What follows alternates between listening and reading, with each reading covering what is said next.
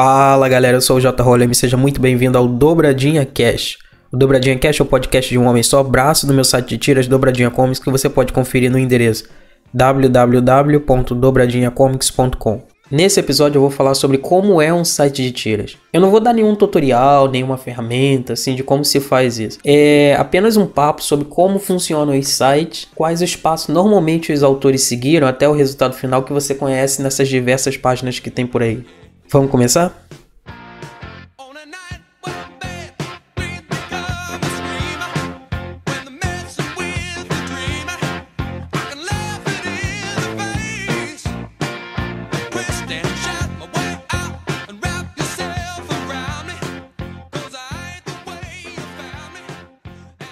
Talvez você nunca tenha se perguntado como é um site de tiras. Digo, claro que é um site comum, mas como é feita a parada? Como são as entranhas do negócio? Como é o íntimo desse troço? Já começa com um monte de terminologia técnica, né? Se você nunca se perguntou, ou se você já se perguntou como funciona o site de tiras, desde o começo até a publicação de um material novo, eis que euzinho aqui vou te falar detalhadamente como é esse. Afinal, eu não apenas tenho um site de tiras, que é o Dobradinha Comics, como eu já até lancei um e-book online explicando como você pode criar suas próprias tiras. Cara, tudo começa mesmo com a vontade. A vontade de fazer algo é o que move qualquer um, e principalmente um quadrinista. Ele quer passar do ponto em que ele é um leitor para se tornar um produtor de conteúdo. E essa vontade pode vir de muitas maneiras, mas a verdade é que ela só dá certo de uma forma: se o autor tiver algo para passar para frente. Tu precisa ter conteúdo para passar. Parece simples, né? Mas é exatamente isso que diferencia um consumidor de um criador. Se no momento em que você senta na cadeira, bota aquela linda folha em branco na sua frente e tudo que você consegue desenhar são pequenos pênis... Pênis tem plural? Acho que é pênis mesmo. Porque nada mais vem à mente, então você sabe que não tem nada para passar para frente. Pelo menos nesse instante. Agora, se isso se torna constante, pode ser que você não seja um produtor de conteúdo nesse formato específico. Tá, não me entenda mal, e eu acho que não me entenda mal já tá virando um bordão meu, mas todo mundo pode ser um criador de material de alguma forma. Só precisa achar a melhor maneira de colocar isso no papel, metaforicamente. Talvez o autor consiga passar o conhecimento, opiniões ou histórias através de vídeos, livros, quadrinhos, blogs, palestras, podcasts, tweets, textões de Facebook. Só precisa achar qual formato se sente mais confortável para passar toda essa informação para frente. Então, daí ele segue a vida como produtor de conteúdo. O tirinhoseiro, a maneira carinhosa que eu chamo o produtor de tiras, é o sujeito que achou nas tiras o melhor formato de produzir o seu material. Ele é uma pessoa que percebeu que um gibi talvez seja grande demais para o que ele quer fazer ou muito pouco imediato. Tiras tu consegue publicar até diariamente, enquanto um quadrinho tu precisa de um tempo assim para poder lançar. Cara, mas não se engane, tem muitos motivos que podem levar alguém a fazer tiras, do ponto criativo mesmo. Ele pode ser a pessoa que gosta de mudar de assuntos com uma frequência gigantesca, produzindo assim tiras cuja temática é o que ele tiver afim naquele momento, como é o caso do Tirinhas do Rex, pelo Lucas. Também tem a criatura que quer sim fazer gibi, mas ela prefere publicar isso em pequenas histórias. Assim faz a Bianca Pinheiro com a sua série chamada Bear. Também tem aquele que vai focar num único tema só e explorar tudo sobre ele. Citando como exemplo, tem Um Sábado Qualquer, do Carlos Ruas. Ou ainda alguém que faz um pouco de todos, que é o caso do Will Leite, que faz tiras aleatórias, faz tiras focadas em personagens regulares e ainda compilou algumas delas formando uma história com começo, meio e fim. Ah, e o Will Leite, ele é o dono do site Will Tirando. Todo esse blá blá blá para dizer que a pessoa que vai investir nisso tem que ter conteúdo, né? Parece idiota, mas eu te falo que não é óbvio quando alguém quer começar. Quando uma criatura quer fazer isso, ela quer fazer porque ela viu alguém que deu certo. Ou porque ela gosta tanto que quer se envolver com esse negócio. Ou quer ser popular no Facebook. Ou quer publicar um gibi, livro. Todas essas coisas podem passar pela cabeça. Mas apenas quem tem conteúdo consegue começar de verdade ou se manter. Definido o fato que o autor tem vontade de fazer essa bagaça, ele precisa então passar pro tema. Novamente eu vou citar meu e-book, que só agora eu percebi que eu não falei qual era o nome, né?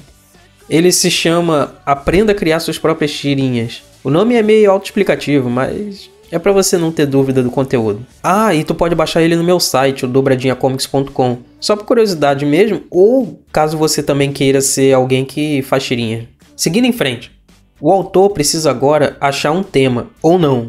Digo, Precisa pensar como vai ser a abordagem do site, pelo menos durante o início. Com o tempo ele pode mudar o foco e criar coisas diferentes. O tema é complicado para pensar sobre, porque nesse momento o criador deve ter zero ideia do que ele quer fazer. Ele apenas quer fazer. Aqui a gente tem algumas opções. Fazer temas variados, assim ele vai fazendo o que lhe der na telha. Essa ideia tem uma sacanagemzinha. Se ele é do tipo que fica em branco com frequência, vai cair no problema de às vezes ficar sem ideia, parar e se pegar pensando sobre o que eu vou fazer hoje e não sair desse pensamento até acabar perdendo toda a noite assistindo vídeos do Porta dos Fundos. Então, ele deve escolher esse caminho com cautela. Outro caminho é se focar num tema específico. Aí a gente tem duas rotas. Tomando a pílula vermelha, ele vai escolher o tema que já conhece muito bem, talvez relacionado ao seu trabalho ou algo que estuda na escola, faculdade, ou talvez seja um hobby, algo que naturalmente ele já conhece muito bem. Agora, tomando a pílula azul, ele vai escolher um tema nada a ver com isso. Isso significa escolher um tema que não necessariamente ele tem conhecimento. E tu deve estar se perguntando, por que diabo alguém faria uma droga dessa? E eu te explico agora. Com a pílula vermelha vai ser comum cair em temas muito manjados. E por mais que não tenha problema nenhum fazer tiras sobre videogame, quadrinhos, filmes, TV, a competição para se tornar relevante vai ser muito maior. Agora, com a pílula azul, o autor pode entrar num tema que quase ninguém tem entrado e se tornar destaque com isso. O já citado Um Sábado Qualquer fez isso, se especializando em tiras sobre religião, mesmo sendo seu criador ateu. Eu defini o Dobradinha Comics, pelo menos no início, como um site de tiras de RPG. Na época eu jogava e eu não via muito conteúdo parecido na web. Tinha o Douglas Fear fazendo tiras pro meu brother Ale, do RPG Vale. Também tinha o finado Só Não Pode Tirar Um, com o Dados em Fúria. E talvez o Lobo Limão tinha algo também, mas eu juro que eu não lembro muito bem. Então, me parecia um terreno sem muita gente e que meu trabalho poderia se destacar um pouco ali. Enquanto era um assunto que eu dominava bem, porque era o meu hobby.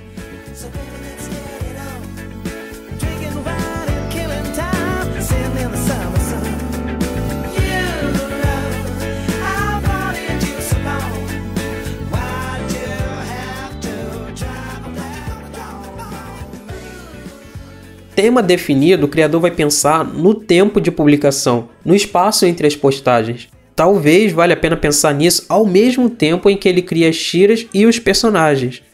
Uma coisa interessante aqui é dizer que ninguém, nunca, eu digo nunca, deveria começar seu projeto já com a primeira tira que acabou de desenhar. Eu não me expliquei bem, né? Deixa eu reformular isso aqui. O cara tá todo empolgado, acabou de desenhar a sua primeiríssima tira. Certo? Qual é a coisa mais provável que vai acontecer? Ele publicar, lógico.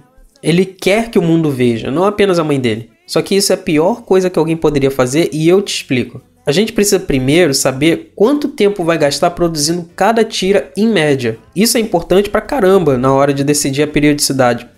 Palavrinha difícil. Se você perceber que gasta praticamente um dia inteiro para fazer uma, obviamente não vai dar para o site ser diário. Tem que ser achado uma maneira de que isso se encaixe confortavelmente na agenda, para que não se torne um fardo. E somente fazendo várias o autor vai conseguir saber disso. Outra coisa é que produzir algumas tiras e não publicar vai dar um respiro para caso alguma coisa aconteça e o autor não possa publicar na determinada data. Talvez ele tenha que viajar, talvez esteja de cama, fugindo da polícia. Em algum momento ele não vai conseguir produzir o material para publicar na data prometida.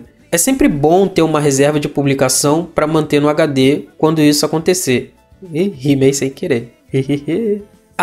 Também tem o fato de que no início o cara tem que se descobrir, né? Descobrir sua arte, a maneira que vai contar as histórias. Nesse ponto, ele provavelmente tem zero de experiência no ramo. Então, sabe que vai precisar de um tempo para poder aprender como organizar seus pensamentos nos quadros, como desenhar os personagens, como fazer um material interessante. Vai precisar de tempo para pegar no tranco, então ele tem que ir com calma.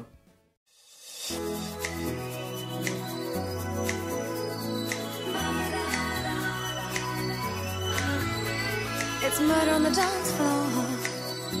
But you better not kill the groove, DJ. Gonna burn this goddamn house right down. Periodicidade definida, tema escolhido e algumas tiras prontas. Agora é o momento de pensar no nome do site e, cara, essa é uma parte complicada de verdade. Com sorte, o autor já pensou no nome antes, e se ele tiver ainda mais sorte, ninguém usou até agora. Mas caso ele não seja esse ser abençoado pelos deuses, vai ter que se virar nos 30 agora. E como pensar no melhor nome pro site? Bicho, eu realmente não faço ideia. Ele é a junção de tanta coisa, da personalidade, do tema ou da falta dele, do projeto, do humor, da disponibilidade.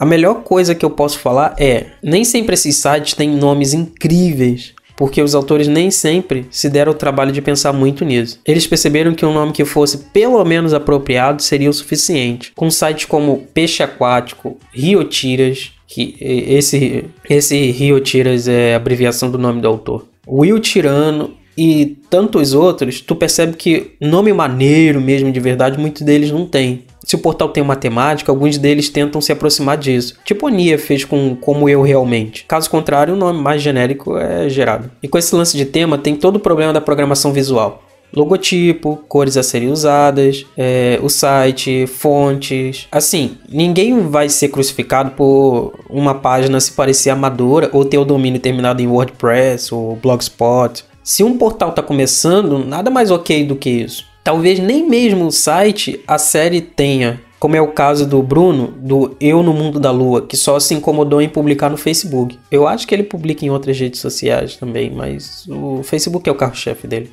Nesses tempos modernos, eu pareço um velho falando isso, não é assim mais tão necessário ter um website próprio, principalmente se tem ideia do que se quer fazer com uma possível popularidade. Por algum tempo eu consegui arrancar uma grana com publicidade no meu site, mas hoje em dia isso é bem raro. No entanto, formas de monetização como o Patreon surgiram. Nelas, você doa mensalmente uma quantia mínima, bem pequena mesmo, tipo R$1, para o autor se manter abastecido financeiramente para continuar produzindo material. Tem também financiamentos coletivos, como o Rio Tiras fez para lançar as compilações de tiras dele. Parece até que eu já mudei de assunto, mas é que pensar no futuro define muito como um projeto vai ser levado no início. Se ele é apenas um hobby, nada mais justo que ser encarado como tal, pelo menos no início. Não existe pecado dos desenhos não estarem 100% bonitos, ou o template do site ser um grátis. Do mesmo jeito que se for para estar apenas no Twitter, tá de boa também. Se for para ser algo mais profissional, aí sim o autor pode se preocupar com um logotipo bacana, pensar nas cores do site, na tipografia que vai usar, talvez contratar um web design, sei lá. Se for para ser sério, tem que ser levado a sério. Isso quer dizer que tem que fazer o conteúdo mais profissional possível. Em Quadrinhos Ácidos começou assim, porque o autor Pedro Leite já tinha muita bagagem anterior com tirinhas do Zodíaco e Onde Meu Gato Senta. Então, quando ele resolveu lançar esse novo projeto, ele tinha toda essa carga profissional acumulada, além da qualidade técnica impressionante. Agora, e o Dobradinha Comics? Brother, eu vou te falar como as coisas são feitas no meu site. O Dobradinha Comics nasceu depois de eu perceber que enquanto eu jogava RPG, eu criava desenhos que aconteciam na mesa, fazendo piadinhas e tal. Foi aí que veio o estalo e eu decidi criar meu próprio site. Se você tiver curioso sobre o nome, ele veio da ideia de fazer com um amigo meu, mas ele nunca teve chance de entrar de cabeça nisso, então eu toquei o barco sozinho. No início era puramente RPG o tema do meu portal, e muitas das piadas vinham dos acontecimentos da mesa de RPG que eu jogava. Os desenhos eram péssimos, mas eu encarava aquilo como um simples hobby mesmo. Era apenas para ser divertido, então tudo bem. Eu desenhava no papel, escaneava, forçava uma vetorização no Illustrator e coloria no Photoshop. Hoje em dia eu tenho a mesa digitalizadora e uso o Pen Tool Sai para desenhar. Embora muitas das tiras eu tenha feito no papel e redesenhado depois no computador. O que mudou de lá pra cá é que eu comecei a me incomodar com quão amador era o material que eu colocava na internet. De repente os desenhos eu já não achava tão bons, o layout da página era muito primário, o logo ou a falta dele, porque eu só escrevi o nome no topo, né? Isso depois de ter passado pela brilhante ideia de colocar um prato de dobradinha como logotipo. Eu tive algumas tiras que tive vergonha de desenhar, do resultado delas me fazer mudar a minha abordagem. Elas ficaram tão ruins e as piadas tão toscas que eu tive que parar e repensar toda a minha proposta. Hoje eu faço uma tira fixada entre 3 a 4 quadrados mesmo. No meu site eu publico elas na vertical, mas nas redes sociais eu quebro esses quadros para ficar uma postagem quadrada. Eu coloco o título e um quadro na fileira de cima e 2 na fileira de baixo. Quando eu faço com 4 quadros, aí beleza, são 2 de cima e 2 na de baixo. Eu faço isso principalmente por causa do Instagram. E eu sei que agora ele permite você colocar várias imagens e você só precisa deslizar para o lado para ver as outras. Mas quando eu comecei a fazer isso, ele não tinha esse recurso. Ou pelo menos eu acho que não tinha, porque eu nunca vi ninguém usando. Eu também me incomodei em criar um logotipo de verdade, com significado e personalidade. Também defini as cores da minha marca como azul e rosa. Olha, eu nunca fui fã de rosa, mas percebi que essas eram as cores bem pouco usadas e bem chamativas. Cada pedaço do meu site e do que eu fazia começou a ser cuidadosamente pensado, porque eu não queria apenas continuar fazendo. Eu queria fazer bem feito, criando a melhor experiência possível para quem lia o que eu publicava, e acho que hoje eu consegui isso. Os desenhos têm muito mais vida, as cores são muito mais vibrantes e bonitas, o layout mais confortável, ao mesmo tempo que muito mais chamativo. Uma coisa também que eu me prestei a fazer foi aprender com o erro dos outros. Eu odiava aqueles sites em que o texto da tira era pequeno e você tinha que ficar clicando nela, dando zoom para poder ler. Tipo, fazer isso com uma é até de boa, mas imagina você acabou de descobrir uma página, tá querendo ler tudo que ela tem, meio que fazendo uma maratona mesmo. E então é um saco ter que ficar clicando, dando zoom, lendo, depois fechando, clicando na outra, dando zoom, depois fechando. Quanto menos dificuldade para alguém ler o que eu faço, melhor. Another hole to dig my soul in. I'll leave anything bare that keeps me sold. A physical kiss is nothing without it.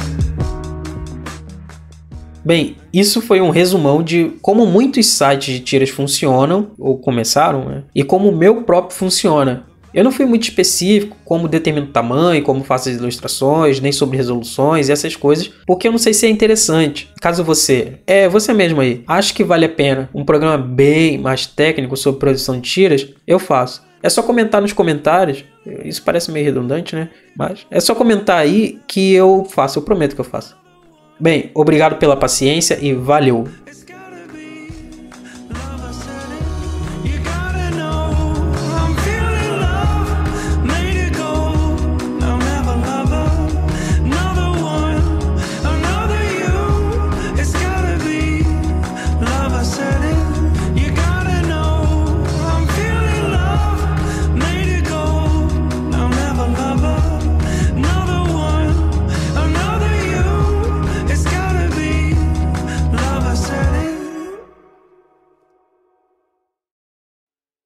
Oi, eu vou fazer um extra aqui. Na verdade, todo episódio eu vou fazer um extra, né? Então eu podia até, na verdade, mudar o nome de extra para áudio pós-crédito. Não sei se isso ia ficar legal, não sei.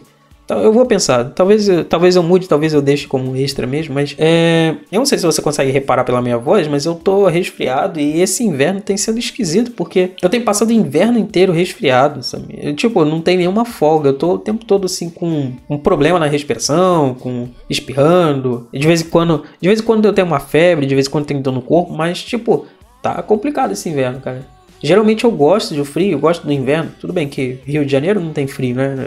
Frio é 20 graus e olha lá, né? Eu passo mais frio abrindo a geladeira do que com a temperatura em geral. Mas tá diferente, sei lá, cara. De repente eu não tô me acostumando mais a ficar no frio, sabe? Será que eu tô virando amante do verão? Nossa, mano, isso seria tão terrível. Eu fico com tanto suor. Cara, meu sovaco fede muito. Tá, tudo bem, eu passo desodorante. Eu uso aquele desodorante do Capitão América. Na verdade eu usava, né? Que é aquele Rexona Super Hero. Mas ele tem deixado a axila branca ali. E aí eu tô comprando agora aquele Black and White. Eu espero que funcione. Eu tô comprando há algum tempo e eu não vejo mais isso acontecendo nas minhas roupas. Então eu acho que ele tá funcionando. Eu espero que ele esteja funcionando. De repente eu só parei de perceber, né? Ou de repente, porque eu usei por muitos anos e isso não acontecia. Eu usava esse Rexona Super Hero. Pra tu ver quanto tempo faz que eu uso esse Rexona Super Hero, é que eu comprei. Ele era eu digo que ele é o Rexona do Capitão América. Ele é o desodorante do Capitão América. Porque ele foi lançado junto com um filme do Capitão América, o primeiro Vingador, né? O Capitão América 1. E eu uso desde então. Agora, por que eu uso esse Rexona Super Hero? Cara, eu acho que eu comecei a comprar por causa do filme, né? Eu acho que foi isso, não sei. Deve ter sido aquele negócio, pô, não, se o Capitão América usa, né? Então, existe alguém que faz mais exercício e fica mais suado que o Capitão América? Não deve existir, mano. Não deve existir. Sei lá. Não deve existir, cara. Não deve existir. Então, eu comecei a comprar ele, mas eu acho que foi aleatório. aleatória. Acho que eu comecei a comprar ele, não sei, por causa da embalagem que eu achei bonito, sei lá, não sei. E eu gostei e fiquei usando de lá pra cá. Aí, tipo, ano passado eu comecei a reparar isso nas minhas roupas, que elas estão ficando meio esbranquiçadas ali nas axilas. E aí eu comecei a perceber, olha, se existe conspiração nessas coisas, eu poderia apostar que de repente tem uma conspiração aí da própria Rexona, sabe? Porque antigamente eu não via esse Rexona Black and White, eu não via desodorantes Black and White, assim, pra tipo não aparecer a marca nas axilas, não sei o que, e eu não tinha roupa que tinha esse problema. Quando a minha roupa começou a dar esse problema, aí apareceu um desodorante, olha, um desodorante Black and White aí, pra não marcar, né? Então, o máximo que eu vi era Dove, com os desodorantes femininos que não marcavam as axilas. Mas aí era para não deixar elas escurecidas, não era para não passar na roupa, né? Eu mudei o tema de resfriado para desodorante. Mas é porque eu... não sei, mas é que para mim fez sentido. Eu não sei nem se eu volto pro assunto do resfriado ou se eu continuo no assunto do desodorante. Acho que eu não devia continuar em nenhum dos dois, né? Eu espero que, pelo menos... O bom do inverno é que eu posso fechar tudo e poder gravar, né? Quando tiver no verão, vai estar eu pingando aqui enquanto eu gravo essa parada. Mas eu acho que não vai ter jeito, né? Pelo menos o podcast é pequeno, então eu não vou ficar muito tempo.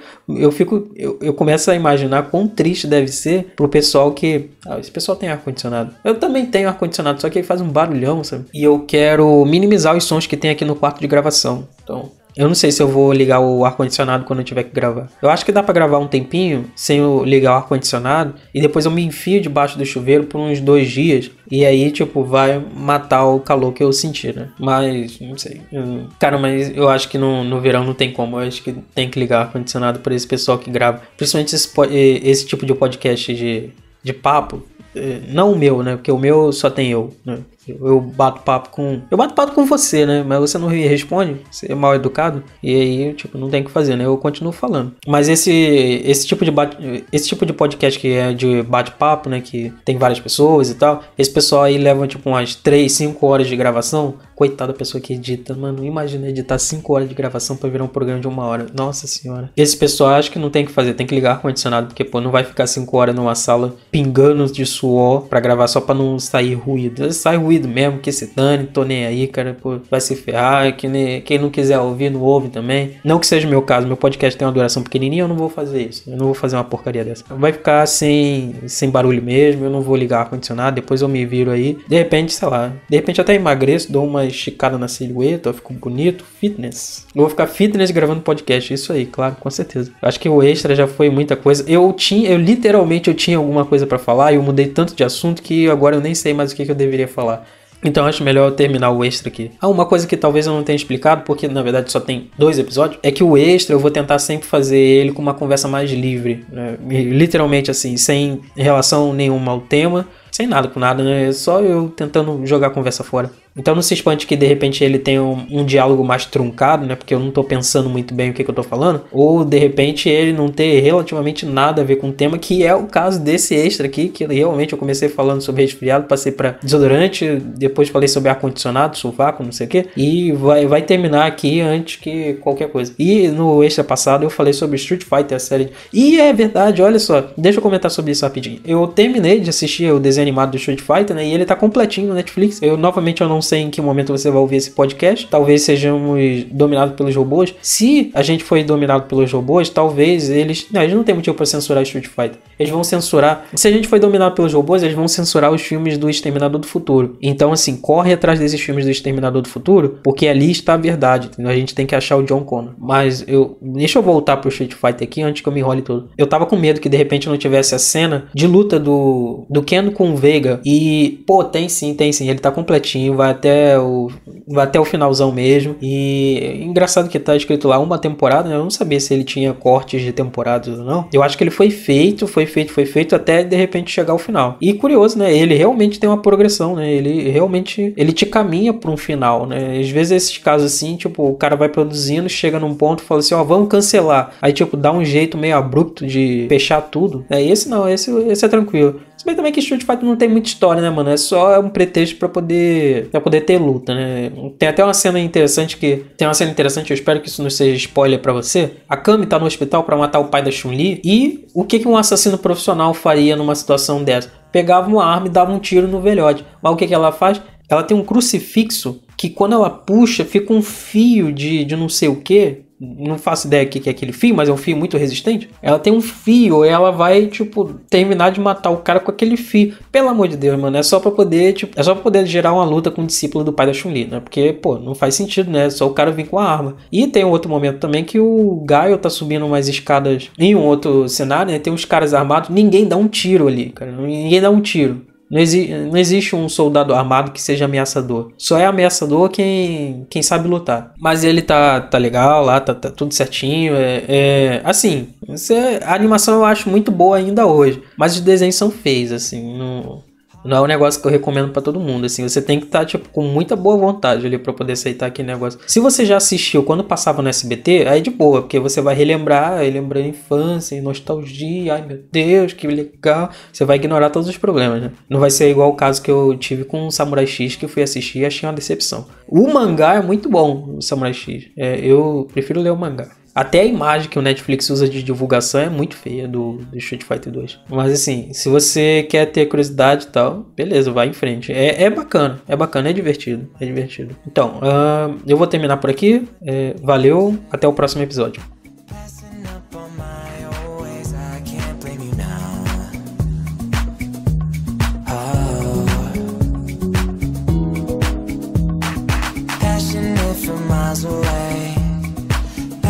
With the things you say